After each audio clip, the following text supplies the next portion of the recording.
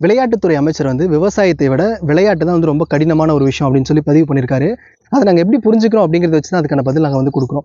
இப்போ விளையாட்டையும் நீங்கள் வந்து விவசாயத்தையும் கம்பேர் பண்ணுறதே தப்பு. நாம் தமிழர் கட்சி என்ன சொல்கிறோம் அப்படின்னா, விவசாயத்தை வந்து ஒரு தொழிலாகவே பார்க்கறது கிடையாது.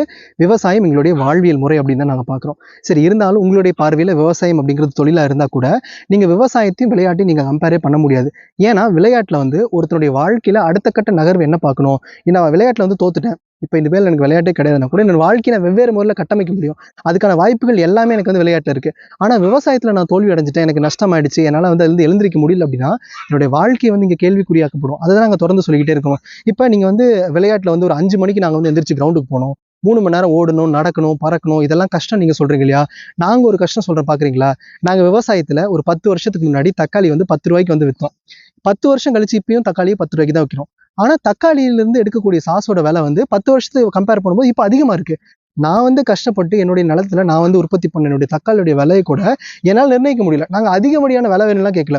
1,00,000 நான் இன்வெஸ்ட் பண்ணி நான் வந்து ஒரு விவசாயம் பண்றேன், ஒரு ஒரு கிராப் வந்து கல்டிவேட் பண்றேன்னா அந்த 1,00,000 கூட என்னால் எடுக்க முடியாத ஒரு நிலைமையில் நான் இருக்கிறேன்ல. அப்போ உண்மையாலுமே எது சொல்லுங்க, எது கஷ்டம் அப்படின்னு? அப்ப கஷ்டப்பட்டு நான் உழைச்சி என்னுடைய வாழ்க்கையை நான் மேம்படுத்திக்கிறதுக்கு நான் போராடுறதும், என்னுடைய வாழ்க்கையில அடுத்த கட்டத்துக்கு நான் கொண்டு போறது ஒண்ணா?